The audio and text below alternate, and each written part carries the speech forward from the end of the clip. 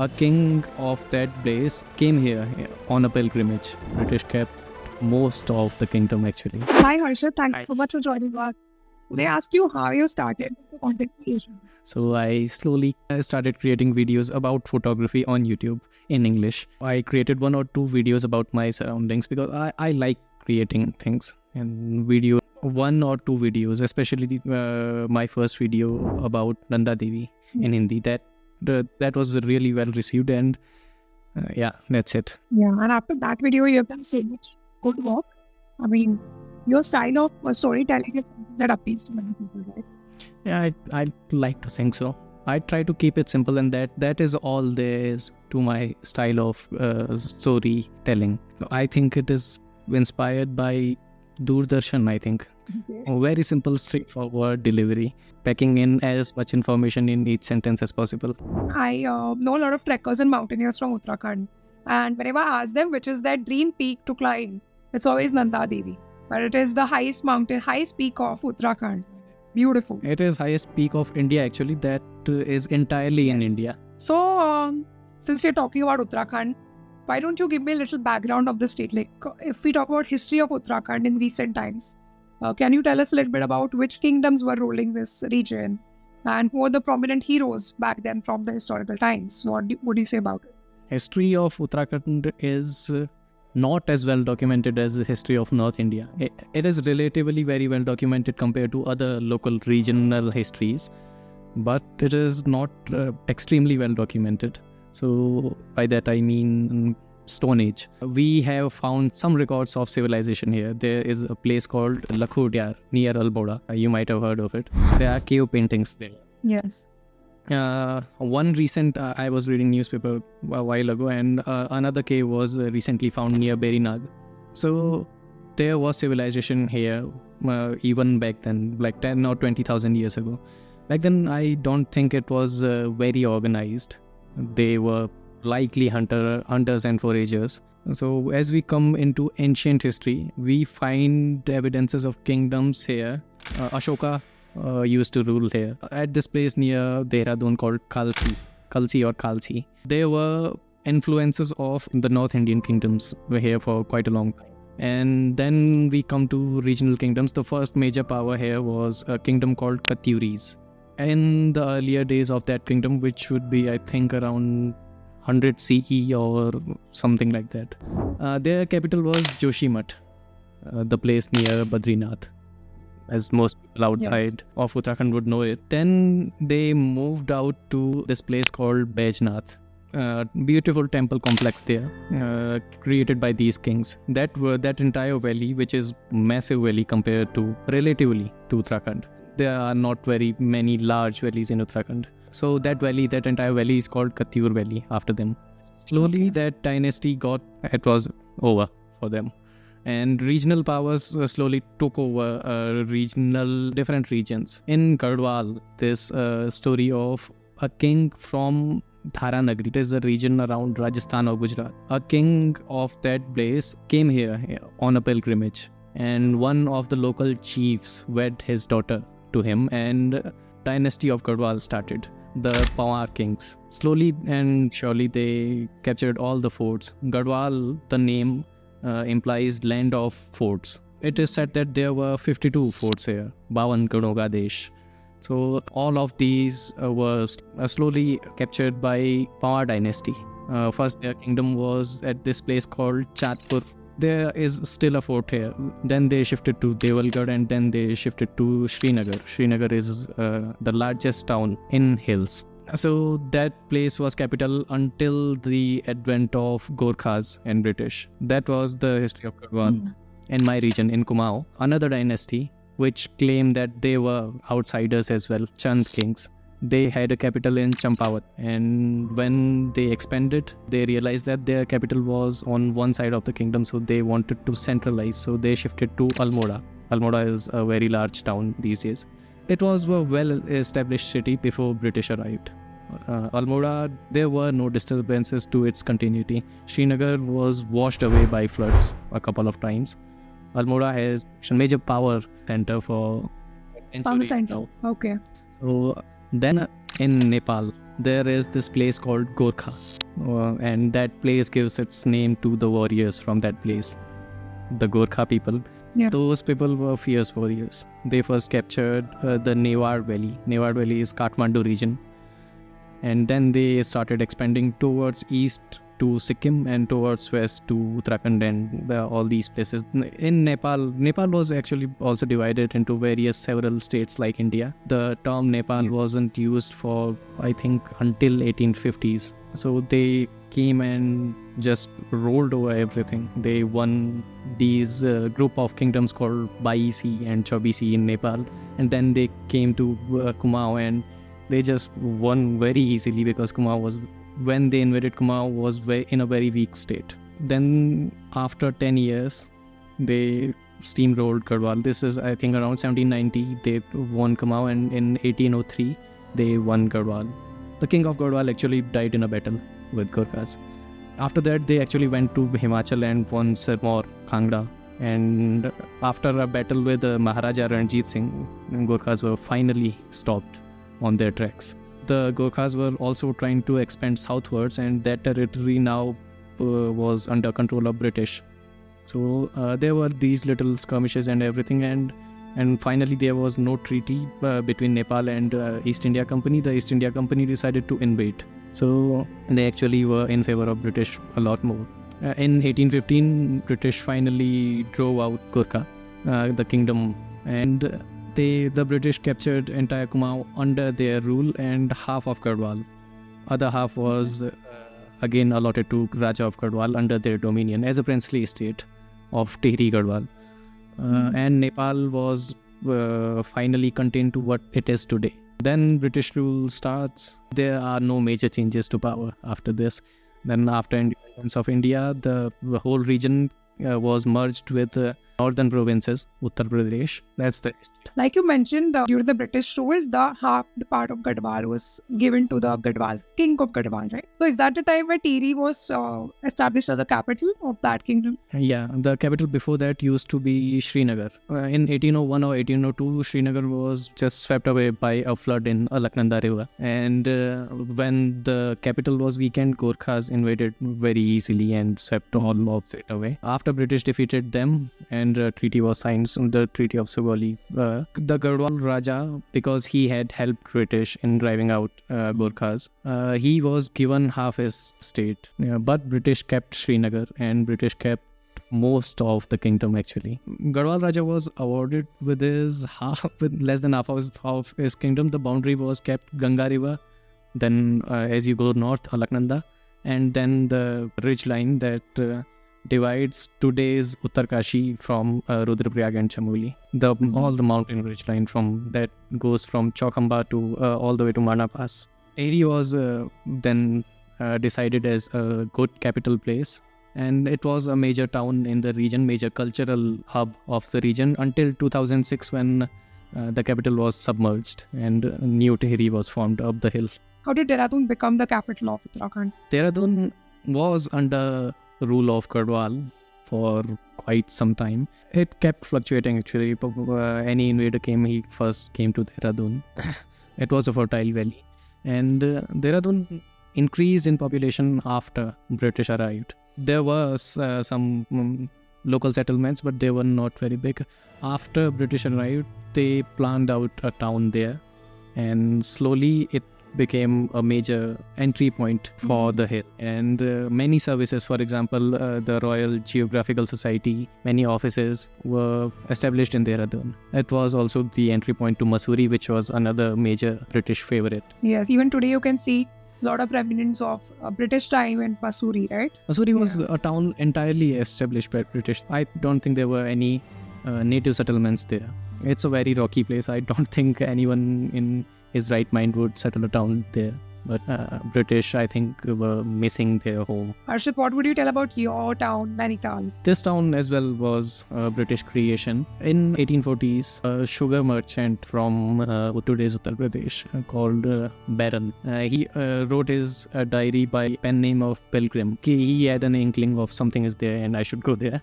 This place was relatively hidden from British before that. There are indications that a few commissioners, British commissioners, knew about this place, but they weren't willing to tell other people about this place because they did not want interference from outside. That man first came here by this hill called Sher Ka Danda. And I think Nainital is one of the most famous towns of our country, right? The biggest tourist destination for years now.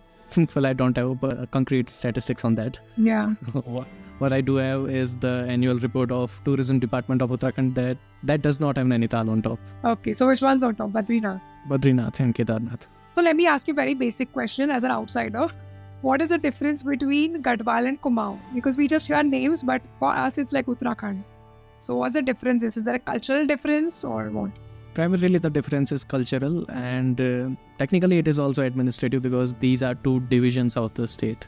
Administrative divisions headed by a commissioner. Right now the commissioner of Kumaon sits in Nainital. You might have heard of him, Deepak Rawat. Yeah, I've heard about it. Administrative difference there is today. There has been as well because these were different kingdoms throughout history. There are differences in language. The people of Kumaon speak Kumaoni and people of Garhwal speak Garhwali. There are roughly equal people here and there. Area-wise, Garhwal is a little bit larger than Kumaon, but most of that area is completely empty because mountains. Besides Kumaoni and Garhwali, these two cultural divisions, there are more cultural groups in Uttarakhand, but because Kumaon and Garhwal were the major power centers, so they have always influenced because they were separate kingdoms for a very long time. There were very many differences between their languages and their attire, their farming practices, gods and local deities. There are differences there, but they both have similarities as well. Both are hill people. There are a few gods and goddesses which just don't care about the boundaries and equally revered in both the regions. For example, Nanda Devi would be one example. Yes. When you're talking about Johar Valley, Johar Ghati basically, and Tibet, just one name just came to my mind is Pandit Nain Singh Rawat ji. He's one of the most famous people from Uttarakhand, I feel. And the Survey of India, the biggest event of that century possibly, he had probably the biggest role to play in it. So what could you just talk about him a little bit? He's the one who first went to Tibet. That was the riskiest mission, I think, from that whole mission. That's why I mentioned Mr. That's why I was saying that today the situation might be a little different of who we consider important and who we do not. But the Survey of India, the Great Trigonometrical Survey of India, I think went on for 7 decades. It was a 70-year process, and for the first 40 years, the survey actually didn't even reach Himalayas.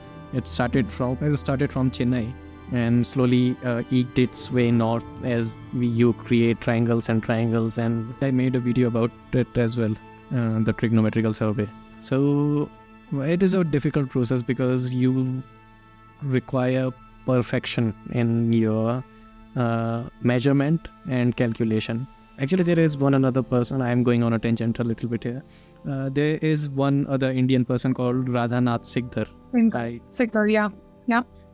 He was a computer for East India Company for the Great Trigonometrical Survey. Computer back then had a little different meaning than what it is today.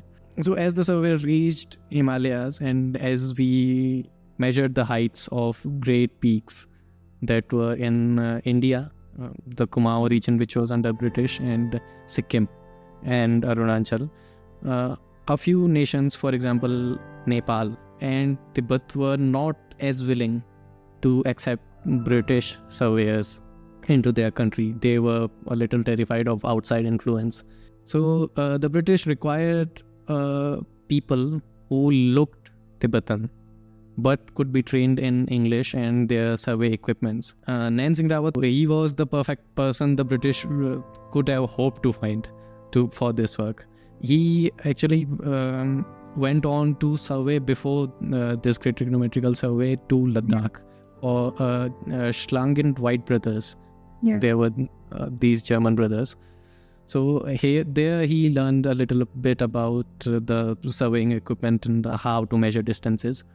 And the brothers wrote a letter of recommendation to the British government about Nain Singh Rawat. So when the survey started, I think 3 people were initially chosen for the survey of Yarkand. Yarkand is an area north of Kashmir. Abdul Hamid was chosen for it. He was the first person. Second was Nain Singh Rawat, and third was Mani Kampasi. Well, these 3 people were chosen. So Nain Singh Rawat started his first expedition, and that was to go to Lhasa. So he disguised his identity and he measured distances just by walking and measuring the number of steps he took. And he had a little prayer wheel or something. And as he took a fixed number of steps, for example 100 or 200, he shifted 1 beat down. That was the way he documented everything all the way entirely to Tibet. So the first expedition was to Lhasa. The second was, I think, to some gold mines just north of Uttarakhand. Nain Singh Rawat said that it was about the coldest place he ever went to. And in that survey, he also mapped Satluj, the river Satluj that enters Himachal after emerging from Rakastal. The third was again to Lhasa, but from northern route. So Nain Singh Rawat in this way completely mapped a country that was just unknown to British. So that's why he is really well known, and the British government really appreciated his efforts. And apart from Nain Singh, another person from same place, his cousin Kishan Singh Rawat as well, was a great explorer and surveyor. He was awarded Rai Bahadur, a post of which was a pretty big deal back then. Like you mentioned, Mr. Singhdar, someone who was working as a computer, he did majority of the mathematical calculations because he was a gifted mathematician, I think. And he is the one who actually discovered that Kanchenjunga wasn't the highest peak, but actually there's another peak which now we know as Everest, right? It's a pretty interesting story there. The peak was actually known as Peak 15. The British named peaks as much as they could find local names for them, Nanda Devi and Kanchenjunga, for example. But when they didn't find a local name very easily, they named whatever they wanted. When Peak 15 was discovered to be higher than Kanchenjunga. The height that Radhanath Sikdar calculated of it was 29,000 feet, exactly 29000. So the surveyor general back then was Andrew Waugh. He repeated the calculations and looked for errors because that is such a perfect round figure, 29,000. So when they finally published after 1 year of checking and rechecking, the height they declared was 29,002 feet, just so that the figure doesn't appear rounded off. That's why Andrew Waugh is sometimes called the first person to put 2 feet on top of Everest. So when the peak was found to be the highest in the world, he named it after Everest. The local name for the peak is now accepted to be Sagarmatha, and from the Chinese side it is called Chomolungma. Yes. And the peak is basically on the border of Nepal and China, and they were observing it from Sikkim and northern plains, from as close as they could get to Nepal. Nepal was a hostile territory for the British. So from that distances, not only do you need accurate triangulation, the accurate measurement of angles, you have to care about the curvature of Earth, the influence of latitude, the minute changes in gravity. So he had to take all of this into account to calculate the height of Everest. I think it's one of the most fascinating events of that century, like I said earlier. When I read about the survey and the cost in it and the number of people that died in it. It was the largest trigonometrical surveys ever carried out in the world, even till date. Today we don't use trigonometrical survey to measure anything like that. Today we mostly use GPS and all that technology. But back then, for creating triangles was the only way, and it was carried out before in France. There was this Cassini family map of France, which was based on triangulation. Surveys of Britain and France, the distances between them, but on a very minute scale compared to a country as large as India. India, obviously, that's why it took 6 or 7 decades. And not just the geographical variation, you have the weather, which is different in different states with regions. And there's lack of communication also to a certain extent, because what we study in our math is totally different from the English math. I think what they used to learn in their region. I think it was much more challenging than we think today. And today, like you said, GPS, we can use it so easily. If we match the readings with what Nain Singh Rawat ji had back then, the accuracy is pretty much you can expect from a human being to get. It is extremely accurate. Nain Singh Rawat actually measured the height of Lhasa by boiling water. because as you go higher and higher, the boiling temperature of water gets lower and lower. The height of Nainital was actually calculated by Berlin in a similar way, and Nain Singh Rawat calculated height of Lhasa about 90% accurately just by boiling water. Radhanath Sikdar calculated height of Everest to 99.9% accuracy just by trying. A lot of work and a lot of careful considerations went into a mammoth task like this. And you know what breaks my heart is many people don't know about these names and their stories and their contributions. So it is just an attempt to, bring light to it, and people can learn from these stories. I mean, we are not result of some other party coming in and teaching us how to live. We had the talent and we have accomplished crazy things. Yeah, so on that note, Harshit, I really want to thank you for coming here and sharing these stories and information so generously. We hope to have you again. I hope you had fun. Yeah, I did. Thank you for having me.